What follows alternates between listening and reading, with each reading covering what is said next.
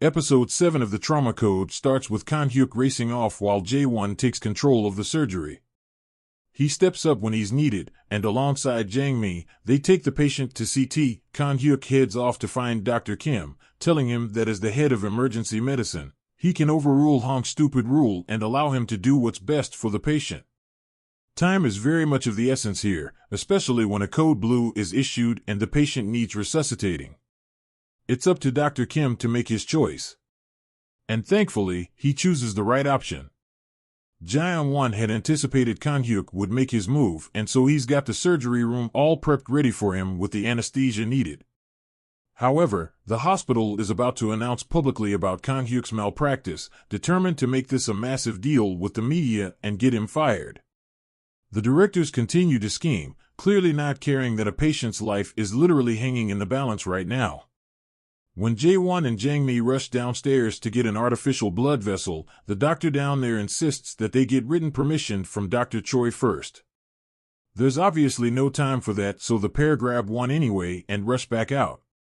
When Jae-won finds out about the press conference midway through surgery, he of course informs Kan-hyuk. Our protagonist refuses to budge, pointing out that the most important part of all this is trying to save the patient. The thing is, if he doesn't fight for his position, he could be conceding defeat in the eyes of the press. At the press conference, Hong promises to properly look into Kan-hyuk's heinous actions and do a thorough investigation, determined to get to the bottom of this malpractice. However, Kan-hyuk himself shows up. The grieving mother is beside herself, but Kan-hyuk is quick to calmly point out that they did the same treatment in the helicopter earlier in the season and saved the patient. Kan-hyuk levels the blame squarely at Dr. Hong and the hospital for not allowing him to fly there and do the same for this 20-year-old. In front of everyone, he calls out Hong for sweet-talking the fire commissioner, which we saw last episode. In fact, that man has stepped down and a police investigation is currently underway. Hong stands there with egg on his face, realizing Kan-hyuk has smoothly and systematically thrown him into the fire. The fact that Director Hong doesn't even know the patient's name is just the cherry atop the cake.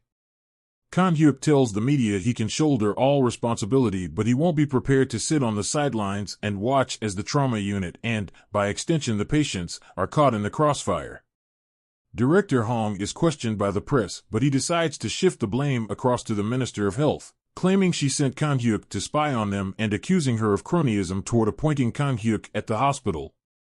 However, there's a bigger problem to deal with. A local militia have attacked the Doctors for International Peace in South Sudan. Among the wounded happens to be Captain Lee, a decorated medic and fighter whom Kan-hyuk worked with on the front lines. He's been rushed to hospital after being shot, and with things looking bleak, Minister Kim wants him to fly out personally to South Sudan to help bring him back. Kan-hyuk agrees, and in his absence, he has Yu-rim look after trauma while he decides to hit the road with Jae-won, Jang-mi, and Jae-won. The four arrive in Africa and learn that the hospital has been attacked, and as a result, Captain Lee has been moved to a rundown facility where the rebels can't get him. To make matters worse, there's not much spare blood, partly because the supply room caught fire during the attack. Even worse, the wounds have signs of necrosis too. This means they have no choice but to amputate his wounds. But then without much blood, that's only going to make things that much harder to do without killing the guy. They only have 2 units of blood left, so the doctors need to be careful with what they do next. Kan-hyuk doesn't have much of a choice, and he eventually cuts into the captain's arm to amputate. Back in the Korean ER, things are looking bleak when Yu-rim has a whole room full of people that need healing. He calms himself and throws a mantra out that he's Kan-hyuk now to psych himself up, and it seems to do the trick. He organizes traffic and manages to get a handle on the situation. Upstairs, Kim receives an official request to come in for the helicopter. Instead of just greenlighting this, the officials have decided to have a video conference to discuss whether to allow this or not. Once again, lives are weighed up against the financial strain on the hospital, given it'll be too expensive to move.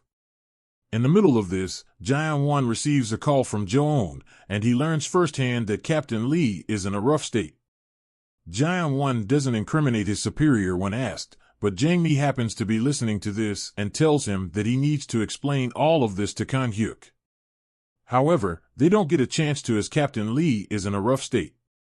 Jang Mi does an emergency transfusion with her own blood to buy them some time. Without any other choice, they hit the road, intending to travel over to the Black Wing branch in South Sudan for help. Jang Mi continues to transfuse her own blood to keep Captain Lee alive. Kan Hyuk shows off his tattoo and claims his name is Malik, but the guards don't seem too enthused and stop them at the gates.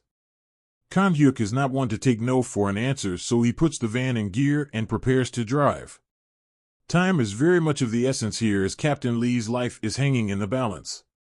It's clear that we're going to learn more about Kan Hyuk's backstory in the finale, especially as he's got no other choice but to head over to the Black Wings. Whether they let him in is still to be decided, but it does leave the door open for where this could go next. Meanwhile, we continue to get this ongoing issue with the funding at the hospital, with the directors squabbling over monetary budgets rather than trying to save lives. This has been a mainstay throughout the series, and it's clear that this is very much the intent of the creators to push this message within the show. However, the story has been quite cookie-cutter and predictable, with little in the way of unique quirks to help it stand out from the masses. Can the finale end things on a high? We'll have to wait and see.